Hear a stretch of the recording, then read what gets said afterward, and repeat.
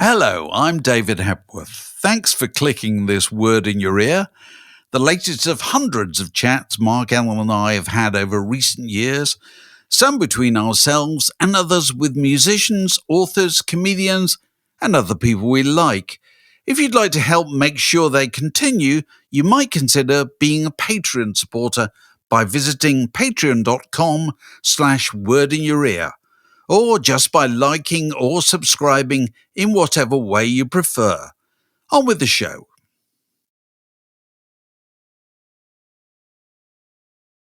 Welcome to another edition of Word in Your Ear, and to a very significant and enthralling piece of work called The Secret Public, about the effect of LGBTQ culture on pop music at 5 particular moments in history. And it's the work of an old pal of ours, Jon Savage. Jon, it's lovely to see you. Good morning. How are you doing? All right. You're there fine, in Anglesey. Thanks. Happy to be here. I'm on Anglesey, looking out over the usual grey, cloudy, windy landscape. Fantastic. I'm envious. Now, you and I were born, I think, the same year, 1953. What were your first recollections of people in popular culture, gay or in the broadest sense, people in popular culture? Who were the people you're most aware of? Well, obviously, I was 9 when the Beatles hit, and so the Beatles had much longer hair than anybody at the time, and they were very different. But the real ones that made a difference were the Kinks. Yes, they had the hit with "You Really Got Me" when I was just turning 10, and I remember seeing them on telly. And Dave Davies, I thought Dave Davies was a girl. Because there were girls in groups then. There was Honey Lantry of the Honeycombs. So having a girl in the group was an acceptable sort of thing to do. It was a bit of a gimmick, really. And had the longest hair of anybody that you'd ever seen at the time, really. Incredible. Yeah, absolutely incredible. I thought he was a girl. And then I found out he was a boy. And that's when I got interested. That's great. That's good. So your book is, the time span is 1955 to 1979. Tell us why that period. Well, it's, as you know, when you're writing books, you have to think of a structure, and that structure emerges out of a lot of thought. A lot of book writing is problem solving.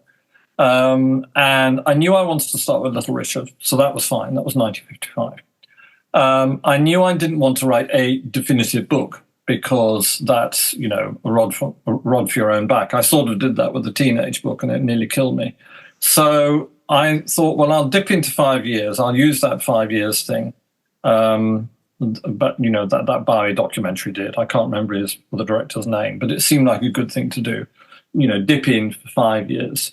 And I knew I wanted to end with Sylvester, You Make Me Feel Mighty Real. And I knew I wanted to end before AIDS, because I just didn't want to go into all that. Oh, of course. And I wanted to end on an up, which is basically disco. So it's just a question of filling in between. And the other years are 61, which is John Layton and Larry Parnes and early pop art, and Telstar and Joe Meek, and Robert Stigwood, who's a fascinating figure. And 67 is the year that homosexuality was partly decriminalized. So you got Dusty, the death of Brian Epstein, etc., and the Velvet Underground. And 73 is the next one, obviously Bowie, and New York Dolls, very early disco, and gay liberation. And actually, that was the most fun chapter. The early disco chapter was a real voyage of discovery for me, and realizing how many of these records I hadn't heard and how much I really liked them. The older I get, I really like disco. And I think just because it's so up, Yeah, we'll go through those in some kind of detail. But just going back to the first section, the 1950 section, Little Richard, it struck me that he was one of the first kind of bisexual stars, although that wasn't acknowledged at the time. Had there been anybody remotely like him before, do you think? Well, I think in the widest sense, and I wanted my book really to tackle this in the widest sense, because it's not written just for LGBTQ people, although that's very important. It's written for heterosexuals who don't want the usual gender roles, who don't just want beer and football. In fact, a lot of the discussions I had in the very early stages of the book, and part of the inspiration of the book, is my discussions with Johnny Marr, who in the early 80s was fascinated by gay culture, even though he's entirely heterosexual, and very much influenced by it. And so that was very interesting to me, that it offered a route out for people who just didn't want the normal things, which is what a lot of pop culture has been about. So I knew I wanted to start with Richard because he was so explosive and extraordinary. But there always has been this androgyny in popular culture. So, for instance, there was Rudolph Valentino, who was termed to be effeminate in the mid-20s and actually was called a powder puff. And there was Frank Sinatra, who was thought unmanly and heavily criticized for being 4F for the draft. So you have this kind of archetype in popular entertainment, which is and you had Johnnie Ray, obviously, who was in the book. So you have this kind of archetype in popular entertainment, which goes right through, which is men not being total blokes, but being to some extent feminized, partly because of the fact that their audience is young women. Well, Johnnie Ray is the extraordinary example, isn't it? Just describe Johnnie Ray's appeal and stage act, because I think people need to be reminded just how amazing this was. This was what, 1955? 1952 was his big hit. 52, that's right. Right. And he was notorious for working himself out into sort of paroxysms of emotion and collapsing on stage and wearing a hearing aid on stage and being vulnerable, really, in a way that men hadn't been before in American popular entertainment, being vulnerable. And that was seen as being feminine. And expressing emotion, was it also? Yes, exactly. And America was just coming out of the stiff upper lip wartime era, still in the Cold War. And this, unintentionally, I'm sure, on Ray's part, he got a lot of this from black culture. He was very fond of what was in black R&B. And he got this emotional side to him. And that was seen as subversive. And he was heavily criticized, and he was exposed his bisexuality, in fact, homosexuality, but I think he was bisexual, in fact, if we're going to get into these terms. His homosexuality was exposed in the scandal sheets of the period, somewhat to his detriment. Which affected his career, didn't it? Yes. Yes, up to a point. I mean, it's interesting. One assumes that it would, but he kept on having hits for quite a long time. And in fact, he was a big star in Britain in 1955. And he kept on having big hits until the later 50s. So it didn't entirely wreck his career, but it didn't do his head any good. I suppose it's one of the things that goes through the book, isn't it? Because of going back to the period that you've chosen, going up to 79, is the point you made that people were aware of people's sexuality or whatever, but nobody talked about it, did they? I think you mentioned at the beginning of the book you started writing from sounds in whenever mid-70s, whatever, and there was one other gay contributor, and the two of you never talked about it at all. Is that right? Yes, it was almost as though we were emotionally frozen. And of course, to use the correct phrase, that was probably internalized homophobia. If you're gay and you hear negative thoughts and opinions about who you are, really, from the moment you decide or you realize that you are gay, which in my case was about 13, 67, it's not very good for you. And I wasn't prepared, really, at that point to accept and be involved with the wider gay culture, say, in the way that Tom Robinson was. Yeah. And that's why, I've devoted a chapter to Tom Robinson, because it shows how Tom was very involved in gay activism and the thought around gay self-esteem, which is a very important issue. The person concerned was Jane Suck, who I was very, very fond of. And we were partners in crime, in a way, as one is on these magazines. And we just never talked about it. It's ridiculous. But in a way, there's been so much more openness about this topic during the last 40 years, 45. No, quite. It's post the book, isn't it, really? It's the openness, isn't it? Yes, very much so. And I mean, to be honest, the progress has been extraordinary. And of course, I have to say that when there is progress, and in fact, this is a theme in the book, for gay rights and visibility, LGBTQ rights and visibility, there's often a backlash as well. It just seems inevitable. Right. So one of the themes in the book is the number of managers of prominent acts who were gay, or who, as in the case of Andrew Oldham, kind of adopted a lot of gay style. Do you talk about that? Yeah, I mean, I'm in fairly regular touch with Andrew, and he is marvelous. I think he saw. Obviously, he was involved in show business at that point, because pop was show business. When he started off in show business, it was probably 61, 62, and pop was still show business, hence the Beatles in suits, etc. And show business was still very camp, very much involved with the gay world, because that was one of the few places where gay people could get some kind of acceptance and visibility. And I think in Andrew's case, he used camp as a weapon extremely effectively. Because it added that a little bit of, and Mick Jagger was quite influenced by it. You see pictures of Jagger in 64, 65, and he looks fairly camp. It's a little edge that is used in the kind of shock tactics that they employed at the time. The other managers, obviously, in particular Brian Epstein, I talk about him a lot. He's a fascinating, almost unknowable character, really. I mean, I could talk about him at length, and I do write about him at length. Obviously, I was involved in the BBC Arena documentary about him 25 years ago. In fact, I've just been talking to a film crew about him again, because there's a new film documentary being made about Epstein, and I'm very pleased, because I think without him, the Beatles really wouldn't have happened in the way that they did. So Epstein is absolutely central, and then you get people who are inspired by Epstein or have met him. And Epstein's new style, he's not even like Robert Stigwood, who tells his performers what to do. He allows the Beatles to grow as artists. He's not Larry Parnes, he's not Colonel. Yes, it's so interesting, because he leaves the creativity to them and to George Martin, doesn't he? And he doesn't really interfere with that at all. But I mean, the main advantage they had was having him was not only the way they looked, but I guess he saw the world much more through the eyes. It could really empathise with the eyes of the teenage audience that were buying their singles. It was the appeal to girls that he could really understand. Well, there's a famous story, I think, told by Simon Napier Bell, who of course is another manager at issue, and who I talked to for the book. There's a famous story of that Epstein actually told him that in one big Beatles concert in the States, he went to the back of the arena and screamed. Yes, that's right. Just like all the other young girls. And it must have been an incredible release for him, because he was quite sort of buttoned up. Yeah. But obviously there was gossip within the business that there was a kind of gay mafia of managers. But there wasn't, was there?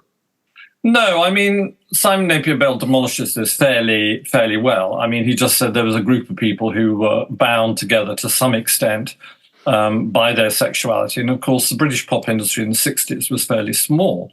You would bump into people at the ad lib, you would bump into people at the clubs. It wasn't the big industry it is now. And there was no homosexual conspiracy, which the homosexual mafia implies.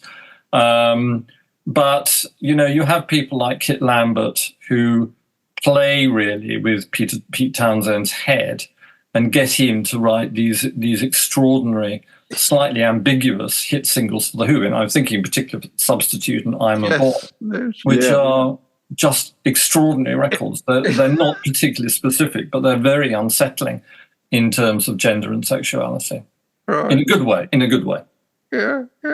It's interesting, isn't it? Pete Townsend is obviously a very kind of suggestible person, isn't he? But he was nudged into mod, wasn't he? He was nudged into loads of things. Peter Meaden, which has said, look, this is you're going to be the figureheads of this new movement, you're going to dress like this, and then I'm going to write your first single for you. It's amazing, really, when you think about the amount of control. Peter Meaden. And there's a new book out about Peter Meaden by Steve. Yeah, well, we had him on the podcast. It's very good, King Mod. I was intrigued. One of the many intriguing little items of information I picked up in your book is I never realised Dusty Springfield wore a wig. No, I didn't actually until I wrote the book. But her appearance was so constructed, Dave. I suppose so. Yeah. When I did interview her in the late 80s, around the time of In Private. And I got on very well with her. She seemed very fragile, but she was very forthcoming. And she said that basically her appearance in the early days, with all the makeup and the big hair and everything, and the clothes, was a mask. And it took her ages to get the makeup off because it was so thick. Yeah. And I was interested in the way that I think it was Simon Napier Bell talked about how separate the worlds were between the gay community, and this was the same time, and the lesbian community with Dusty. You know, there was absolutely not much crossover between the two, which I was surprised about. Why was that? I don't think gay politics was very, very advanced by that stage. It was still really early doors. There was no grassroots, almost no at this point, which you're talking about 66, 67. It wasn't even legal yet. And even when it was, there was not much grassroots activity like there was in the States. And so it really wasn't until gay liberation, it came into the UK in 1970, that this intermingling starts to happen. And even then, it was fractious, on and off, you know. So it really didn't exist then at all. The worlds were, the Gateways in particular, which is the main Gateway club in London, which Dusty went to, was, very, very separatist. Didn't want men in there, which is fair enough. Mm-hmm. You know, there were gay clubs like La Deuce. I don't know whether they admitted women, but they basically were for men. So. But around that time, where people were hinting at the notion that people could be gay, there were gay men in showbiz, if you like. But certainly not the case with lesbians, was it? There was absolutely no indication at all. She was very careful to make sure that there was no suggestion of that at all. Well, it was a difficulty in writing the book because obviously one wants to be inclusive, but also there is history, there are the facts. And I looked very hard for lesbian performers, and there really weren't many. The only other one I could have written about in the time period we're talking about is Leslie Gore, and she didn't make the cut because she was really popular in 63, 64, which was outside my time frames. Yeah. But I think in a way that's male privilege, and also male homosexuals have always been more visible, and in fact more targeted. The legislation of 67 was about male homosexuality. Yeah. There was the thing about lesbianism that they sort of hardly existed. And so lesbian visibility would have started to come in during the 1980s in particular. Do you remember Frank? Yes. She was a big statement. She was, that's right. So you mentioned David Bowie earlier. Now, David Bowie is probably the person who, in pop music, who made the biggest apparent statement for a start, appearing on the, I don't know if it was on the front page of Melody Maker or whatever, in a gown, which I could never work out how much of that was his personal nature and how much of that was he just realised it would draw a lot of attention to him. What's your take on this? I think it was both, David. I think I talked to Michael Watts, who did the interview, who I worked with at the Melody Maker in the late 70s. We got on very well. And Michael said that obviously it was mischievous. It was definitely aimed to get attention, which it did. He was seeking to kickstart his career, restart his career, really. And, he was interested in ideas of flamboyance and outrageousness. In late 71, he told Cream magazine that he thought there ought to be more prostitution in the music business. So he was kind of thinking, but also, as I point out in the book, and in a way, looking at pop music through the lens of homosexuality allows you to tell familiar stories in different ways. And I looked at Bowie in terms of his interactions with the gay world, which go right back into the mid-60s.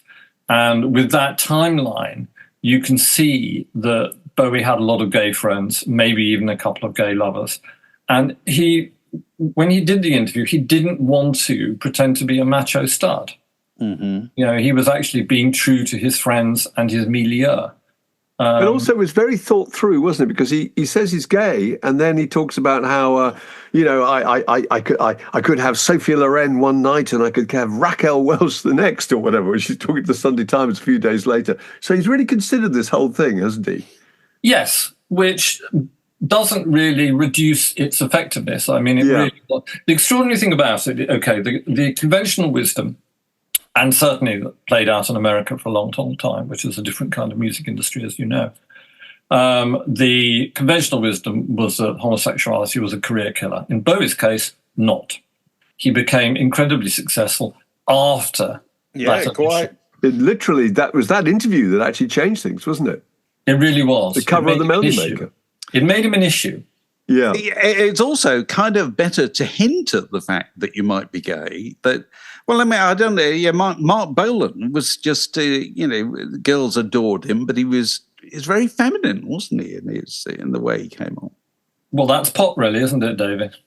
That's what we love about it. It's relaxing. It means you don't have to be a bloke and talk about beer and football all the time. No, sure, but yeah, but Bowie's appeal was extraordinary because I think you quote Steve Turner saying that there were as many Bowie clones in the stands at Millwall as in the canteen at the Royal College of Art. So it was both a kind of figure of rebellion and glamour and someone who made the world safer for people who had not yet come out. So it's an extraordinary influence, wasn't it? He was the biggest thing in British pop, I think, by 1973. Yeah. He had something like 5 albums in the top 40 at one point. I mean, that's mega. And, when you're that big, you pull a very disparate audience in. And that was extraordinary. It's an extraordinary moment. And in the book, I focus on the Gene Genie, which is a great record, which was slightly trumped by the Sweets' very similar Blockbuster. Yes, that's right, it was. Which is also a great record, I'm afraid. I really, really like it. So just talk for a minute about the influence of the whole world around Andy Warhol on this story. Well, there's 2 things. Well, actually, it's probably 3 things, because Andy Warhol pops up in the book, 4 times, in fact. The first is in relation to very early pop art. And in Andy Warhol's museum, there are time capsules which contain records. And they're a very interesting cartography. Yes, tell us about those records. Yes, the early and Bobby V. It's a very interesting cartography of gay pop taste, because actually there are not many records of it. There are all sorts of, there's a police raid on a bar and there's a jukebox. Well, what's on the jukebox? We don't know. But in Warhol, you get an idea. It's partly self-conscious, because what he's doing, he's orienting himself into popular culture. So he chooses the most popular stuff that he reads about in 16 magazine and sees on American Bandstand. So it is Bobby Rydell. It's those Philadelphia dance groups, the Dovelles, Bristol Stomp, stuff like that. Those kind of LPs with 12 different groups, and they're all doing a dance number, the Watusi, etc., etc., etc. Frankie Avalon. He had a cover of a Frankie Avalon album, which is almost pornographic, called In the Summertime, which has Frankie Avalon in a very, very skimpy pair of briefs. So there's that, and that informed his move into pop art. Right. And he would go to concerts with his friend and gallerist Ivan Karp, and he'd go to those Murray the K shows where they had 10 acts on, and they'd all do a couple of songs. I mean, they sound great. I'd have loved to have gone to one of those. So that's the first time he appears. The second, in terms of going back to his records, there's nothing trendy or hip at that point. No. It's all real, it's mainstream, frothy pop, which in itself actually is very interesting and also enjoyable, particularly with the hindsight of history. It's very much American Bandstands kind of stuff. 67, you got the Velvet Underground, and you've got Chelsea Girls, and you've got the whole miasma around the factory, which is, very much influenced by gay men like Billy Name and Ondine, and Lou's own ambiguity about this, Lou Reed's ambiguity about the topic. 73, you've got his David Bailey documentary, which is banned for a short while, which contains his superstars from the early 70s, who were basically trans people, Jackie Curtis and Holly Woodlawn and Candy Darling. And that documentary was the first time people had really been exposed to Andy Warhol in the UK. And around the same time, you have Lou Reed's Walk on the Wild Side, which is basically a sort of song about factory denizens, and is a hit. And then 78, you got Studio 54, when Warhol, he's like a zealot, he's like a pop culture zealot. Right. Yeah. And, in the late 70s, when it's all about celebrity, he's in Studio 4 with Liza, Halston, and Truman. Yeah. It is still amazing to be reminded, though, that Walk on the Wild Side is still one of Britain's favourite records. Yes. For years.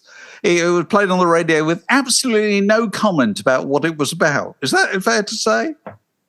Yeah, I mean, I suppose that's the thing about pop. If you want to go deeper, you can, but you don't have to. Yeah.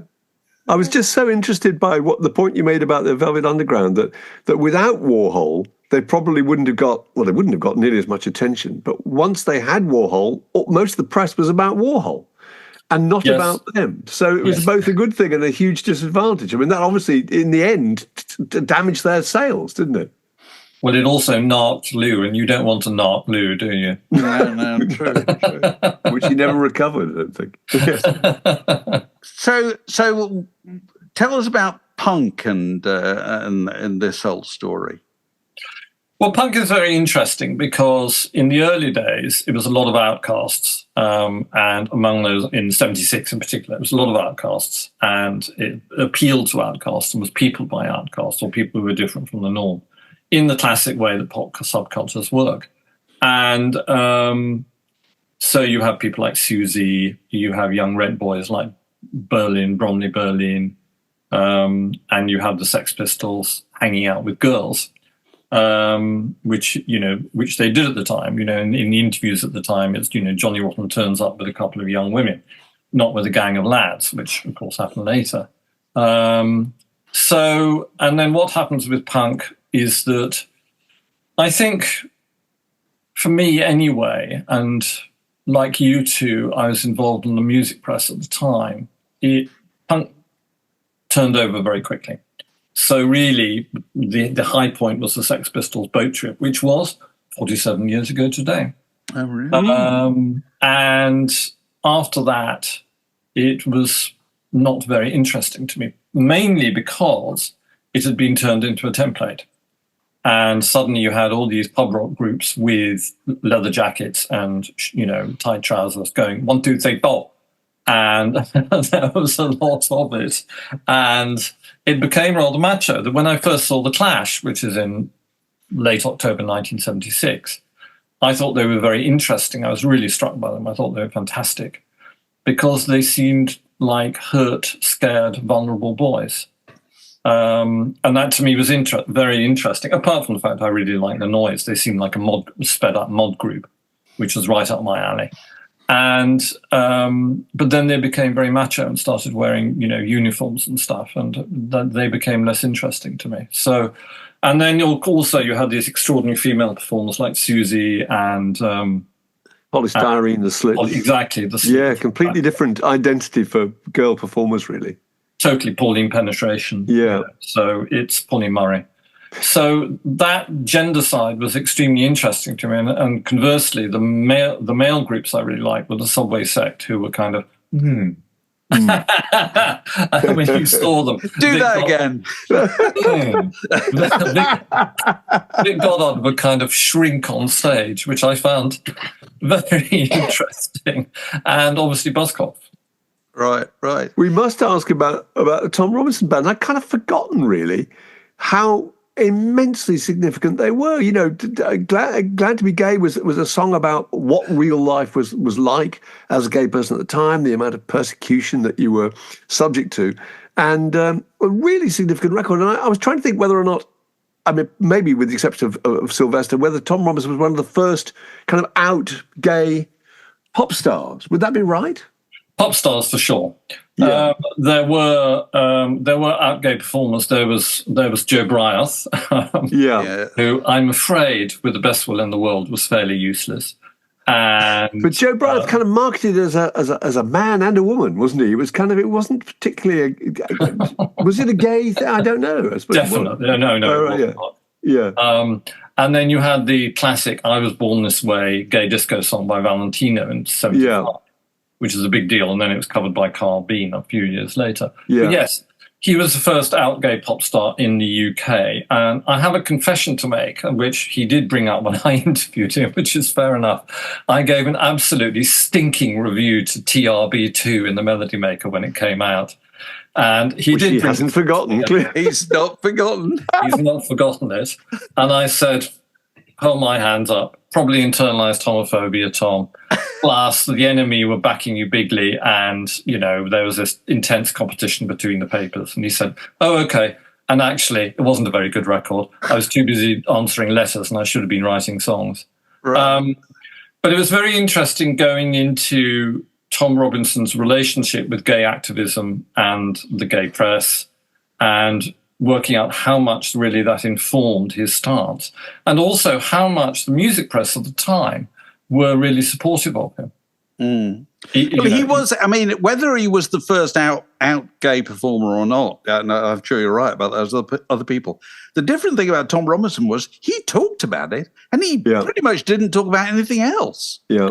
That's what he was there for, wasn't he? And that's why he got so much play in the music press. Yes, and I think he was very brave. And I went back and examined my prejudices and listened to Power in the Darkness, and it's a really good rock album. That's the first album. And I went back and listened to Be Glad to Be Gay several times, and it's a really good song. It's very angry. But also he was right in the middle, wasn't he, of the various things that were going on. Mary Whitehouse versus the Gay Times, wasn't it? There you go, yeah. That was the same time, wasn't it? Again, it's the backlash, So you have a very successful gay newspaper aimed at the gay world, and along comes and they do a bit of provocation with a poem about Jesus, and Mary Whitehouse gets the hump and decides to try to close it down, and nearly does. And this is seen as an attack on the gay community. So that was happening and also there was a nasty event where the Vauxhall Tavern in south of the river, Vauxhall, was smashed up by National Front people. So, it seemed like a very threatening time. And so for Tom Robinson to come out and be out and proud, I think was very, very important. So when you look at the whole period covered by the book, does pop music drive change or reflect it? I think it does both, Dave. It's does the cart come before the horse? I think that sometimes pop music and pop culture is ahead of the institutions. And so I think certainly as far as the 60s, it creates a climate where greater openness is possible. And then it takes hardcore politics to make the changes happen. All right. That would be what I think about that. Right. Well, there it is. There's the book. And there's an accompanying double CD, isn't there, Joel? Isn't that right? You got the soundtrack as well? There is. I haven't got. That's fantastic. Have you got a copy? I haven't got a copy to brandish. No. What sort of things are on it? Well, a lot of the stuff we've been talking about, I guess. But I haven't got a copy to brandish. Yeah. Fiddling around with the papers on my desk. You're lucky you can't see that. Dave, you got a clear desk. I haven't. Look at all this crap. There's the book. The Secret Public, How LGBTQ Performers Shaped Popular Culture, 1955 to 1979, by Jon Savage. And it's out now, John, yes? It was published yesterday. Sorry, Mark, in answer to your question, it's got it's got people mentioned in the book, and then it's got also who were gay or LGBTQ. It's also got records that are popular in gay clubs. So there's a bit of Motown, the Flirtations, Nothing But a Heart Take, and then there's quite a lot of disco. So it covers the period, and it's difficult to make these things listenable, but I've done it. Terrific. I'm sure you have. It's such a good book, John. Really, really enjoyable. It could not be more highly recommended.